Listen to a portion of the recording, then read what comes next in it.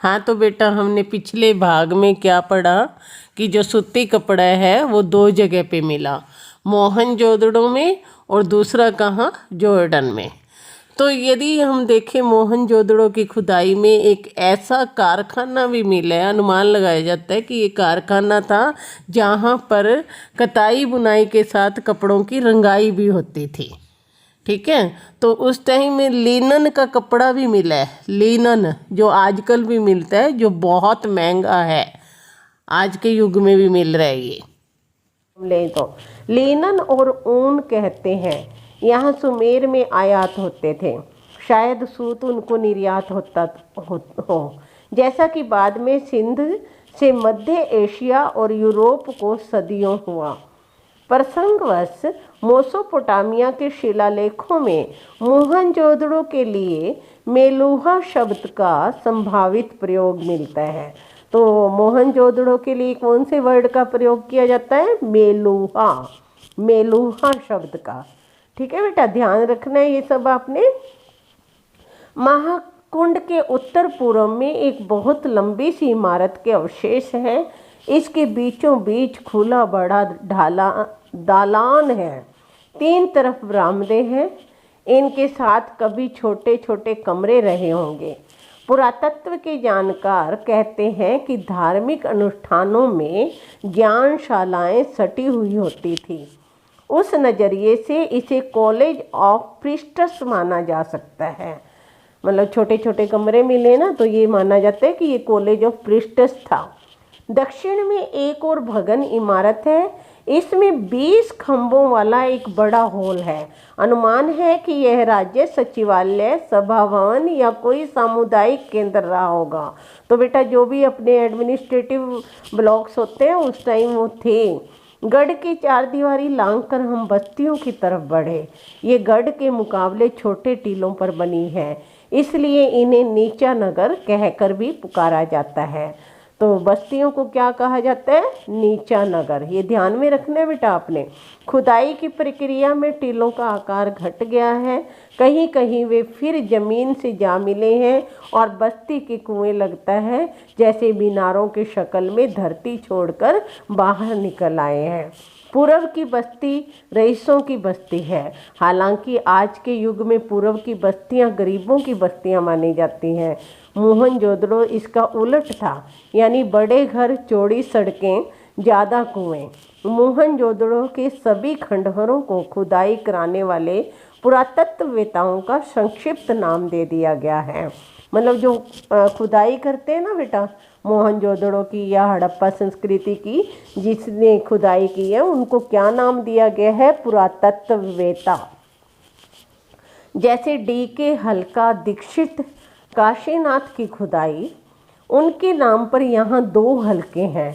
D.K. क्षेत्र दोनों बस्तियों में सबसे महत्वपूर्ण है। शहर की मुख्य सड़क यहीं पर है। यह बहुत लंबी सड़क है, मानो कभी पूरे शहर को नापती हो। अब यह आधा मील बची है। इसकी चौड़ाई 33 फुट है, 33 फुट। बहुत चौड़ी होती है बेटा 33 फुट। मोहनजोदड़ो से 3 तरह के वाहनों के साक्ष्य मिले हैं।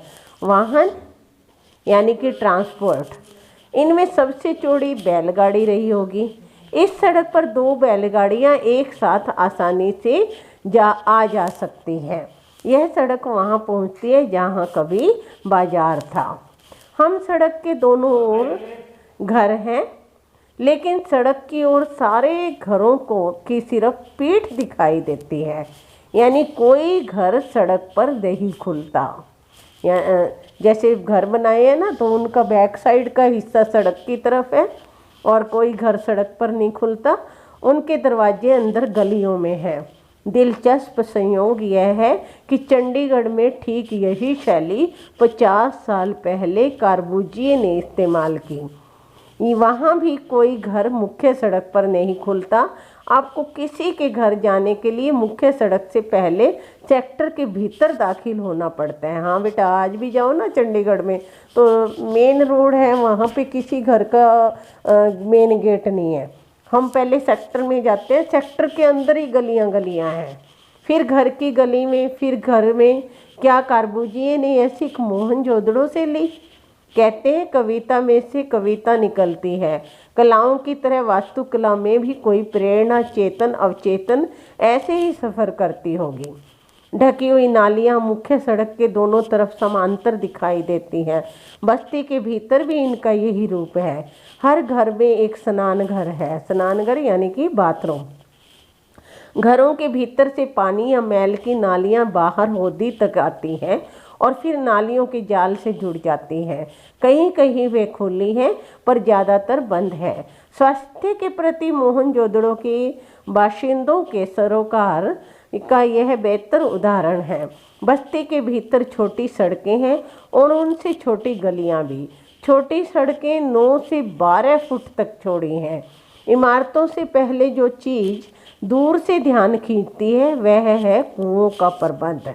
पानी के लिए क्या था बेटा? वहाँ कुओं का प्रबंध था। ये कुएं भी पक्की हुई एक ही आकार की ईंटों से बने हैं। इतिहासकार कहते हैं कि सिंधु घाटी सभ्यता संसार में पहली ज्ञात संस्कृति है जो कुएं खोदकर भूजल तक पहुंचती। यानी कि इससे पहले कोई सभ्यता नहीं थी जहां पर कुओं की साक्ष्य हमें मिले हों। उनके मुताबिक केवल मोहनजोदड़ो में 700 के करीब कुएं थे। कितने कुएं थे बेटा? 700 के करीब। नदी, कुएं, कुंड, स्नानघर और बेजोड़ पानी निकासी। क्या सिंधु घाटी सभ्यता को हम जल संस्कृति कह सकते हैं? मतलब इतना ज़्यादा जल का प्रबंध, 700 कुएं, तो उसको क्या कह सकते हैं हम? जल संस्कृति भी कह सकते हैं। बड़ी बस्ती में पुरातत्व शास्त्री काशीनाथ दीक्षित के नाम पर एक हल्का DKG कहलाता है। मतलब एक हल्का है, एक एरिया है जिसको DKG कहते हैं। इसके घरों की दीवारें ऊंची और मोटी हैं। मोटी दीवार का अर्थ यह लगाया जाता है कि उस पर दूसरी मंजिल भी रही होगी। कुछ दीवारों में छेद हैं जो संकेत देते हैं कि दूसरी मंजिल उठाने के लिए शायद यह शातीरों की जगह हो। शातीरें यानी कि ये गार्डर लगते हैं ना बेटा आजकल तो लोहे के, तो वो लगे होंगे। सभी घर ईंट के हैं। एक ही आकार की ईंटें 1:2:4 के अनुपात की। सभी भट्टी में पकी हुई। हड़प्पा से हटकर जहां पक्की और कच्ची ईंटों का मिला जुला निर्माण उजागर हुआ है, मोहनजोदड़ो में पत्थर का प्रयोग मामूली हुआ। कहीं कहीं नालियां ही अनगढ़ पत्थरों से ढकी दिखाई दी। इन घरों में दिलचस्प बात यह है कि सामने की दीवार में केवल प्रवेश द्वार बना है, कोई खिड़की नहीं है। खिड़कियां शायद ऊपर की दीवार में रहती हों, यानी दूसरी मंजिल पर। बड़े घरों के भीतर आंगन के चारों तरफ बने कमरों में खिड़कियां जरूर हैं। बड़े आंगन वाले घरों के बारे में समझा जाता है कि वहाँ कुछ उद्यम होता होगा। उद्यम यानी कि कोई रोजगार होता होगा, कोई जैसे उद्योग होता होगा, कुम्हारी का काम या कोई धातु कर्म। हालांकि सभी घर खंडहर हैं और दिखाई देने वाली चीज़ों से हम सिर्फ अंदाज़ा लगा सकते हैं। घर छोटे भी हैं, बड़े भी हैं, लेकिन सब घर एक कतार में हैं। ज़्यादातर घरों का आकार तकरीबन 30x30 फुट का होगा। कुछ इससे दुगने और तिगुने आकार के हैं। इनकी वास्तुशैली कमोबेश एक सी प्रतीत है। व्यवस्थित और नियोजित शहर में शायद इसका भी कोई कायदा नगरवासियों पर लागू हो। एक घर को मुखिया का घर कहा जाता है। इसमें 2 आंगन और करीब 20 कमरे हैं। मतलब कोई हेड का होगा जिसका ये घर होगा। DKBC हल्का आगे पूरब में है। दाढ़ी वाले याजक नरेश की मूर्ति इसी तरफ के एक घर में मिली थी। DKG का मुख्य सड़क पर दक्षिण की ओर बढ़े तो 1.5 फरलांग की दूरी पर HR हल्का सड़क उसे 2 भागों में बांट देती है। ये हल्का हेरल्ड हरग्रीव्ज के नाम पर है, जिन्होंने 1924-25 में राखालदास बनर्जी के बाद खुदाई करवाई थी। तो जिसने खुदाई करवाई ना बेटा पुरातत्वविद ने, उसी के नाम पर HR हल्का बना दिया। यहीं पर एक बड़े घर में कुछ कंकाल मिले थे, जिन्हें लेकर कई तरह की कहानियां बनती रही। प्रसिद्ध नर्तकी शिल्प भी यहीं एक छोटे घर की खुदाई में निकला था। नर्तकी का कंकाल मिला था बेटा, कोई शिल्प मिला था। इसके बारे में पुरातत्वविद मार्टिमर व्हीलर ने कहा था कि संसार में इसके जोड़ की दूसरी चीज़ शायद ही होगी। यह मूर्ति अब दिल्ली के राष्ट्रीय संग्रहालय में, म्यूजियम में है ये नर्तकी की मूर्ति। यहीं पर एक बड़ा घर है जिसे उपासना केंद्र समझा जाता है। उपासना, यहाँ पूजा पाठ की जाती हो। इसमें आमने सामने की 2 चौड़ी सीढ़ियाँ ऊपर की मंजिल की तरफ जाती हैं। पश्चिम में गढ़ी के ठीक पीछे माधो स्वरूप वत्स के नाम पर वीएस हिस्सा है। यहाँ पर रंगरेज का कारखाना भी लोग चाव से देखते हैं। रंगरेज यानी कि जहाँ पर कपड़ों की रंगाई होती थी, जहाँ जमीन में ईंटों के गोल भट्ठे उभरे हुए हैं। अनुमान है कि इनमें रंगाई के बड़े बर्तन रखे जाते थे। 2 कतारों में 16 छोटे एक मंजिल मकान है। एक कतार मुख्य सड़क पर है, कतार यानी कि लाइन, दूसरे पीछे की छोटी सड़क की तरफ। सब में 2-2 कमरे हैं। स्नान घर यहाँ भी सब घरों में है। बाहर बस्ती में कुएं सामूहिक प्रयोग के लिए हैं। ये कर्मचारियों या कामगारों के घर रहे होंगे, यानी कि समान जैसे होते हैं ना, सेक्टर में कर्मचारियों के घर होते हैं, कोई गवर्नमेंट एम्प्लॉइज हैं तो उनके घर रहे होंगे कि वहाँ पर सामूहिक कुआं भी है। मोहनजोदड़ो में कुओं को छोड़कर लगता है जैसे सब कुछ चौकोर या आयताकार हो। नगर की योजना, बस्तियां, घर, कुंड, बड़ी इमारतें, ठप्पेदार मोहरे, चौपड़ का खेल, गोटियां तोलने के बाट आदि सब कुछ मिला बेटा वहाँ पर। छोटे घरों में छोटे कमरे समझ में आते हैं, पर बड़े घरों में छोटे कमरे देखकर अचरज होता है। अचरज यानी कि हैरानी होती है कि इतने बड़े घरों में छोटे कमरे क्यों हैं। इसका एक अर्थ तो यह लगाया गया है कि शहर की आबादी काफ़ी रही होगी। दूसरी तरफ यह विचार सामने है कि बड़े घरों में निचली मंजिल में नौकर चाकर रहते होंगे जिनके लिए छोटे छोटे कमरे बनाए हैं। ऐसा अमेरिकी नृतत्व शास्त्री ग्रेगरी पोसेल का मानना है। बड़े घरों के आंगन में चौड़ी सीढ़ियां हैं। कुछ घरों में ऊपर की मंजिल के निशान हैं पर सीढ़ियां नहीं हैं। शायद यहाँ लकड़ी की सीढ़ियां रही हों जो कालांतर में नष्ट हो गई। संभव है ऊपर की मंजिल में ज़्यादातर खिड़कियां, झरोखे और साज सज्जा रही हो। लकड़ी का इस्तेमाल भी बहुत संभव है। पूरे घर में होता हो। कुछ घरों में बाहर की तरफ सीढ़ियों के संकेत हैं। यहाँ शायद ऊपर और नीचे अलग अलग परिवार रहते होंगे। छोटे घरों की बस्ती में छोटी संकरी सीढ़ियाँ हैं। संकरी यानी कि बीड़ी बीड़ी सीढ़ियाँ। उनके पायदान भी ऊंचे हैं। ऐसा जगह की तंगी की वजह से होता होगा। तो बेटा कुछ अनुमान लगाए जा रहे हैं कि शायद 2 मंजिल हो, नीचे जो हैं उनके वर्कर्स रहते हो, ऊपर अच्छा बनाया गया हो। गौर किया कि मोहनजोदड़ो के किसी घर में खिड़कियां या दरवाजों पर छज्जों के चिन्ह नहीं हैं। गर्म इलाकों के घरों में छाया के लिए यह आम प्रावधान होता है। क्या उस वक्त यहाँ इतनी कड़ी धूप नहीं पड़ती होगी? मुझे मोहनजोदड़ो की जानी मानी मोहरों के पशु याद हो आए। शेर, हाथी, गैंडा इस मरुभूमि में हो ही नहीं सकते। क्या उस वक्त यहाँ जंगल भी थे? यह तथ्य स्थापित हो चुका है कि यहाँ अच्छी खेती होती थी। पुरातत्वी शिरीन रत्नागार का मानना है कि सिंधुवासी कुओं में सिंचाई कर लेते थे। दूसरे मोहनजोदड़ो की किसी खुदाई में नहर होने का प्रमाण नहीं मिला है। मतलब नहर नहीं थी, कुएं थी वहाँ पे, यानी बारिश उस काल में काफ़ी होती होगी। क्या बारिश घटने और कुओं के अत्यधिक इस्तेमाल से भूतल जल भी पहुँच से दूर चला गया? क्या पानी के अभाव में यह इलाका उजड़ा और उसके साथ सिंधु घाटी की समृद्ध सभ्यता भी? तो ये बेटा ये अनुमान लगाया जाता है कि कैसे इसका मतलब एकदम से नष्ट कैसा हो गया, कैसे हो गया ये। मोहनजोदड़ो में उस रोज हवा बहुत तेज बह रही थी। किसी बस्ती के टूटे फूटे घर में दरवाजे या खिड़की के सामने से हम गुजरते तो साएं साएं की ध्वनि में हवा की लय साफ पकड़ में आती थी।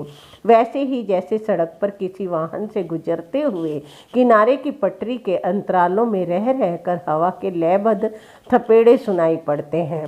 सुने घरों में हवा की लय और ज़्यादा गूंजती है, इतनी कि कानों का अंधियारा भी सुनाई दे।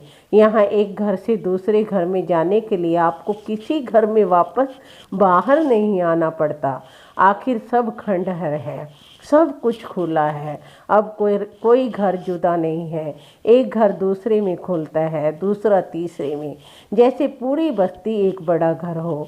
लेकिन एक घर का नक्शा ही नहीं होता। हर घर का एक संस्कार में आकार होता है, भले ही वह 5,000 साल पुराना घर क्यों ना हो।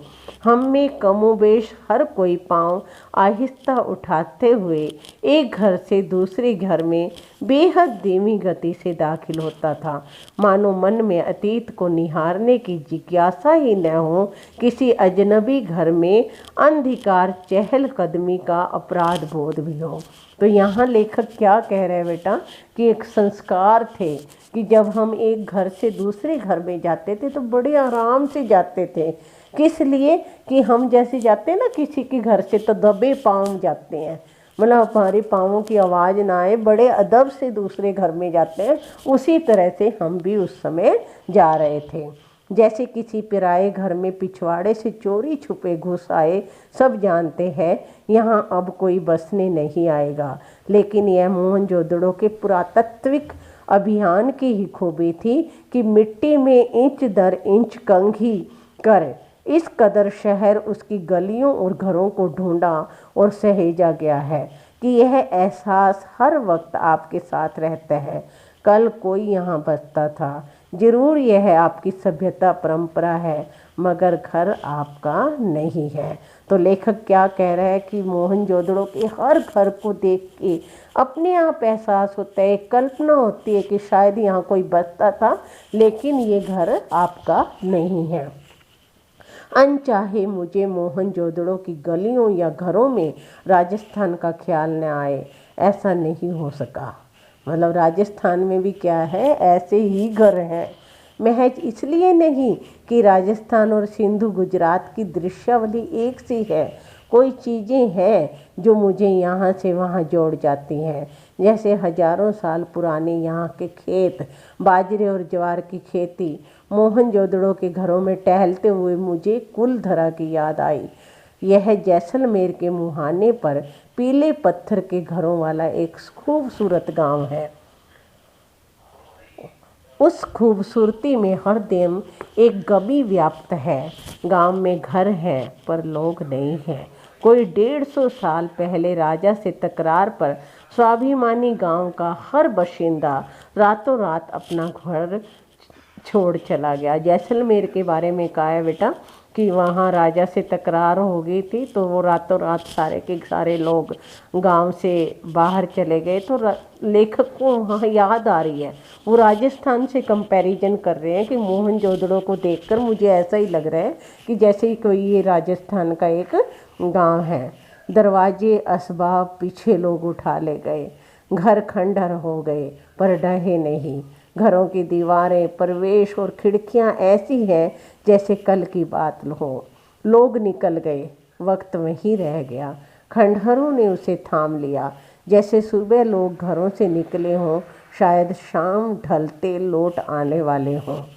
राजस्थान ही नहीं, गुजरात, पंजाब और हरियाणा में भी कुएं, कुंड, गली कूचे, कच्ची पक्की ईंटों के कई घर भी आज वैसे मिलते हैं जैसे हजारों साल पहले हुए। मतलब हम हर जगह पे देख लेते हैं बेटा, खंडहर आज भी हैं, पुराने घर आज भी हैं। तो उनको देखकर ये लगता है जैसे कि मोहनजोदड़ो की ये भी हैं। जॉन मूर्शल ने मोहनजोदड़ो पर 3 खंडों का एक विशद प्रबंध छपवाया था। उसमें खुदाई में मिली ठोस पहियों वाली मिट्टी की गाड़ी के चित्र के साथ सिंध में पिछली सदी में बरती जा रही ठीक उसी तरह की बैलगाड़ी का भी एक चित्र प्रकाशित है। तस्वीर से उन्होंने एक सतत परंपरा का इजहार किया। हालांकि कमानी और या आरे वाले पहिए का आविष्कार बहुत पहले हो चुका था। अब मैं छोटा था जब मैं छोटा था हमारे गांव में भी लकड़ी वाले ठोस पहिए बैलगाड़ी में जुड़ते थे। दुल्हन पहली दफ़ा इसी बैलगाड़ी में ससुराल जाती थी। बाद में हमारे यहाँ भी बैलगाड़ी में आरे वाले पहिए जुड़ने लगे। अब तो उसमें जीप के उतारू पहिए लगते हैं। हवाई जहाज़ के उतारू पहिए बाजार में आने के बाद ऊंट गाड़े का भी आविष्कार हो गया। रेगिस्तान के जहाज़ से हवा के जहाज़ का यह ऐतिहासिक गठजोड़ है। हालांकि कहना मुश्किल है कि दुल्हन की सवारी के रूप में बैलगाड़ी या ऊंट गाड़े का अब वहाँ कभी इस्तेमाल होता होगा। हमारे मेज़बान ने ध्यान दिलाया कि मोहनजोदड़ो का अजायब घर देखना अभी बाकी है। खंडहरों से निकल हम उस साबुत इमारत में आ गए। तो यहाँ क्या था, पहले मोहनजोदड़ो को देखा जिसका उसको याद दिला दी लेखक को राजस्थान की, और अब उसके जो साथ थे उन्होंने याद दिलाया कि अजायब घर देखते हैं, म्यूजियम देखते हैं। लेकिन प्रदर्शित सामान आपको खंडहरों से निकल आने का एहसास होने नहीं देता।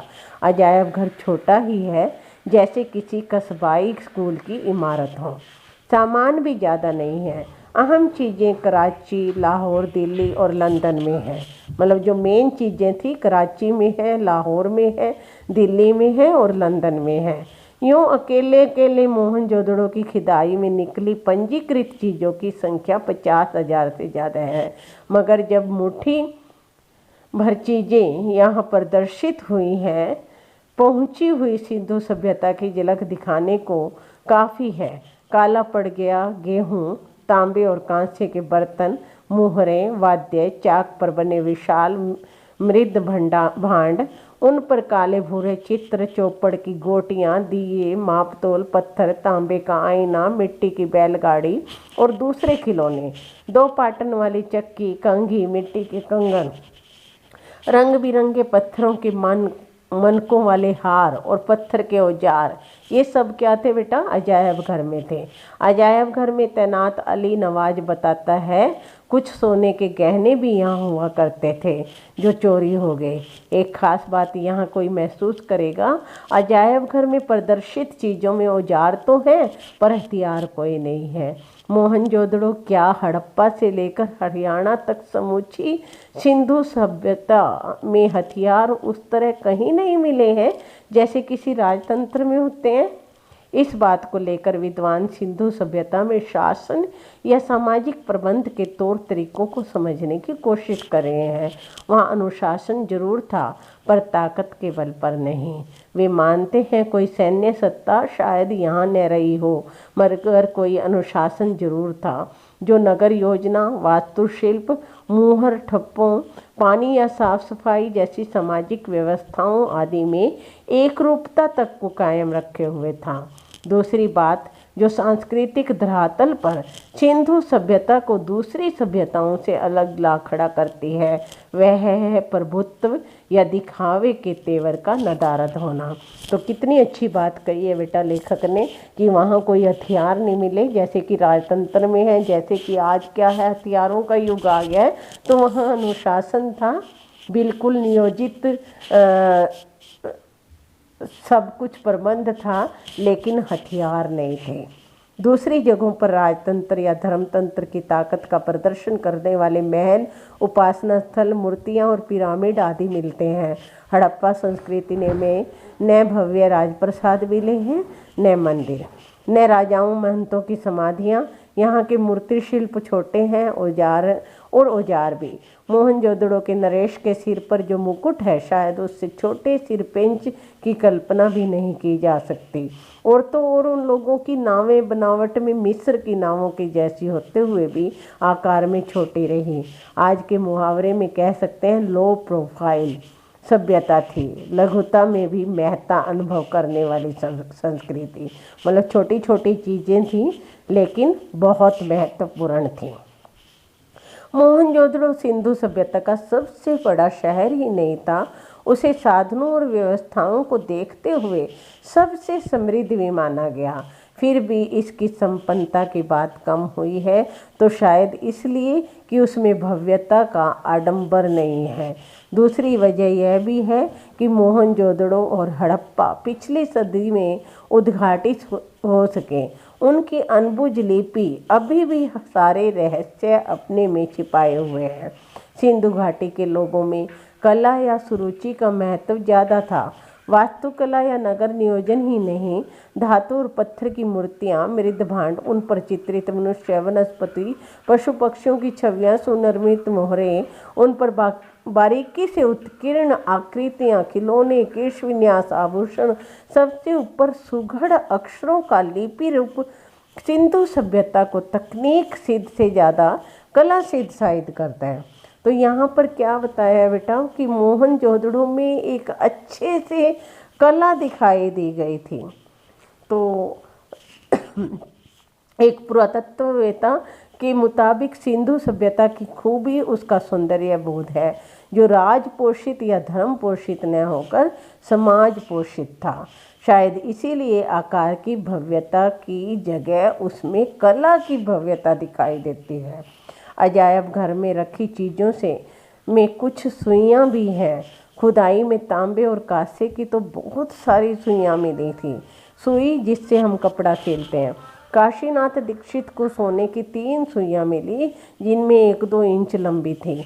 समझा गया कि यह बारीक कशीदेकारी में काम आती होंगी। याद करें, नर्तकी के अलावा मोहनजोदड़ो के नाम से प्रसिद्ध जो दाढ़ी वाले नरेश की मूर्ति है, उसके बदन पर आकर्षक गुलकारी वाला दुशाला भी है। शोल है बेटा, बहुत अच्छी।